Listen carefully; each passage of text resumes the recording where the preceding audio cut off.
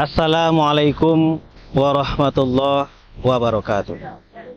Innal hamdalillah nahmaduhu wa nasta'inuhu wa nastaghfiruh wa na'udzu billahi min syururi anfusina wa min sayyiati a'malina. May yahdihillahu fala mudhillalah wa may yudlilhu fala hadiyalah. Asyhadu an la ilaha illallah wa asyhadu anna Muhammadan abduhu wa rasuluh la nabiyya ba'da. Faqala Allah Ta'ala fil Qur'anil Karim, a'udzu billahi minasyaitonir rajim. Bismillahirrahmanirrahim. Innallaha la yastahi ay yadriba masalan ma ba'udatan fama fawqaha. Fa ammal ladzina amanu faya'lamuna annahul haqqu mir rabbihim. Wa ammal ladzina kafaru fayaquluna madza aradallahu bihadza mathala. Yudillu bihi katsira wa yahdi bihi katsira wa ma yudillu bihi illal fasikin. Wa qala Rasulullah sallallahu alaihi wasallam, al-mu'minun mir'atun mu'min. Shadaqallahul azim wa sadaqa Rasulul Karim wa nahnu 'ala dzalika minasyakirin wa syahidin walhamdulillahi rabbil alamin. Bapak-bapak, ibu-ibu permisa dimanapun Anda berada, bersyukur kepada Allah Subhanahu wa taala atas segala limpahan rahmat nikmat karunia-Nya kepada kita semua, sehingga kita bisa menikmati berbagai macam dan juga bisa melaksanakan berbagai macam aktivitas ibadah, terutama di bulan puasa ini. Mudah-mudahan kita selalu diperidikati oleh Allah sebagai hamba-hamba yang bersyukur di hadapannya. Amin, amin, ya rabbal alamin. Salat berangkaikan salam kepada arwah junjungan kita baginda Rasulullah sallallahu alaihi wasallam. Allahumma shalli ala Muhammad wa ala ali Muhammad. Mudah-mudahan kita jadikan pribadi Nabi sebagai suri tauladan dalam kehidupan kita selama kehidupan kita di atas permukaan bumi ini. Bapak-bapak, ibu-ibu, sidang pendengar dimanapun Anda berada. Suatu ketika Nabi pernah berkata kepada kita semua. Apa kata Nabi? Al-mu'minun mir'atun mu'min. Seorang mukmin itu cermin bagi yang lainnya. Dalam banyak kesempatan memang Nabi sering mempermisalkan kita dengan sesuatu. Bahkan Allah pun dalam Al-Quran juga banyak mempermisalkan kita dengan berbagai macam hal. Bahkan dalam surah yang saya bacakan tadi, kata Allah itu tidak segan-segan mempermisalkan kita, bahkan dengan sesuatu yang hina, bahkan dengan seekor nyamuk, kata Allah. Bagi orang yang beriman, ketika permisalan tadi datangnya dari Allah, mereka yakin itu mengandung kebenaran.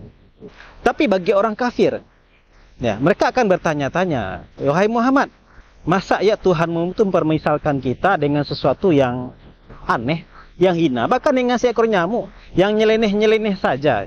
Kenapa tidak dengan sesuatu yang wow, mungkin dengan emas, permata, dan segala macamnya? Kenapa dengan seekor nyamuk? Ketahuilah, di balik permisalan-permisalan tadi, tersimpan rahasia. Dan banyak orang yang disesatkan dengan permisalan tadi. Dan ketahuilah, Allah tidak menyesatkan, kecuali bagi orang-orang yang fasik. Lalu, permisalan tadi, al-mu'minun mir'atun mu'min. Kenapa dengan cermin? Ada apa dengan cermin? Kenapa Rasulullah itu mempermisalkan kita dengan cermin? Ternyata kalau kita kaji dan kita telah terlebih dalam, ternyata banyak hikmah yang terkandung dengan cermin tadi, Bapak, Saudara-saudara. Bapak, Ibu, Saudara-saudara. Cermin, Bapak, Ibu. Orang kaya pasti punya cermin. Orang miskin, ya, walaupun di rumahnya mungkin nggak punya kulkas 5 pintu, TV layar datar dan segala macamnya, aksesoris canggih di rumahnya, tapi saya yakin di rumahnya pasti punya cermin. Ya, di rumah punya cermin, di sekolah ada cermin, ya, di kantor, di kampus, di rumah sakit, di mobil, di motor, bahkan HP kita bisa berubah jadi fungsi di cermin. Ya, bahkan mungkin kalau kita lihat tas Bapak Ibu sekarang mungkin ada cermin di dalamnya. Bahkan ada orang yang nggak mau bertemu orang lain sebelum bertemu dengan cermin. Begitu bermanfaatnya cermin bagi orang lain. Tidak ada yang rugi punya cermin. Maka kembali kepada al-mu'minu mir'atun mu'min, maka yang dikatakan cermin sebagai cermin bagi yang mukmin sebagai cermin yang lain adalah, maka filosofi cermin yang pertama adalah jadilah mukmin yang bermanfaat bagi mukmin yang lainnya. Coba lihat Bapak Ibu, cermin pecah pun dia itu masih dipakai sama orang untuk berkaca. Nah, jadilah mukmin yang bermanfaat bagi yang lain. Bukankah Nabi telah memberikan garansi kepada kita? Apa kata Rasulullah? Khairun nas anfa'uhum lin nas. Sebaik-baik manusia itu adalah yang bermanfaat bagi orang lain. Kemanfaatan macam-macam, bisa jadi hartanya, ya, bisa jadi hartanya, waktunya, tenaganya, ya, berbagai macam informasinya, ya. Jadilah muslim yang bermanfaat bagi orang lain.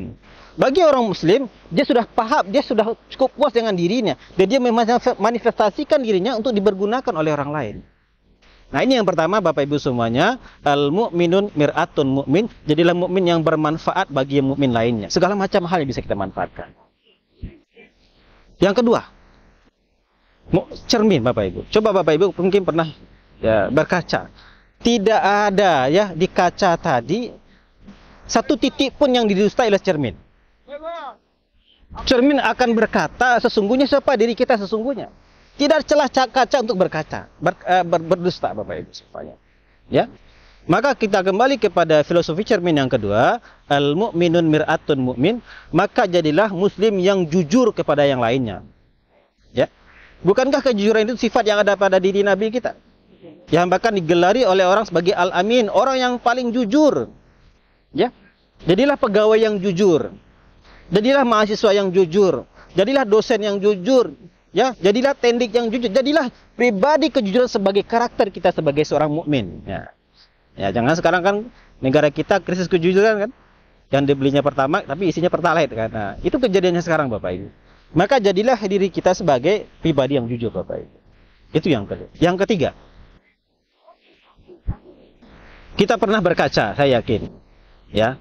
Ketika kita berkaca, kaca itu seolah berkata kepada kita. Apa kata kaca? Hei Bu, itu jilbabnya kurang rapi Bu, tolong benarkan Bu. Oh Pak, itu ada bekas cabai di giginya Pak. Cermin berkata kepada kita. Maka filosofi cermin yang ketiga adalah al-mu'minun mir'atun mu'min, Bapak Ibu semuanya.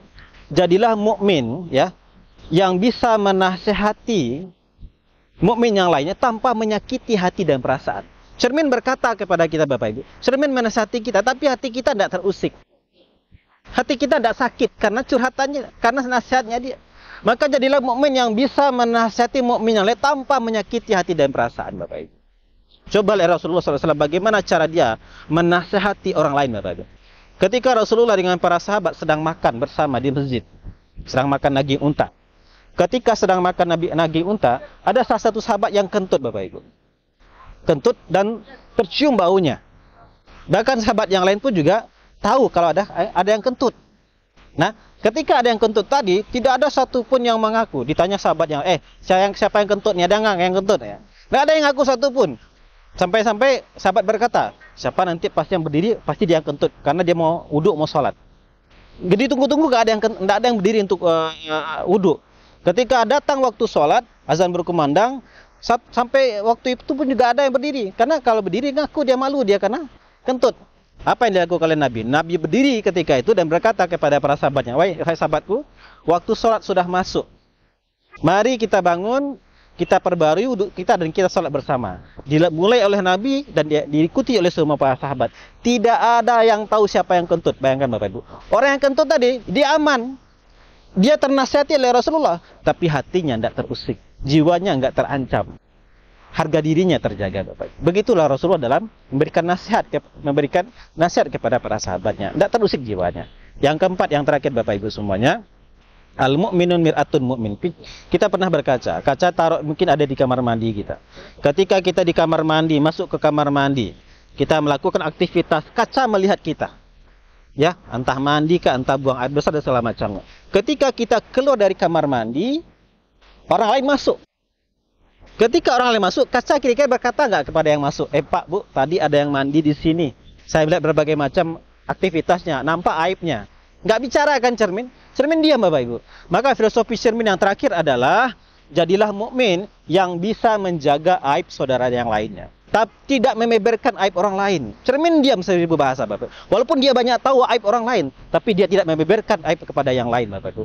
Inilah fungsi cermin yang ketiga sebagai seorang mukmin. Yang keempat adalah al-mu'minun mir'atun, mukmin jadi mukmin yang bisa menjaga aib orang lain, bukan malah membeberkan aib kepada yang lain Bapak Ibu semuanya. Karena pada hakikatnya semua kita punya aib. Kalau Allah bukakan aib kita, mungkin tidak ada yang kita berani keluar rumah.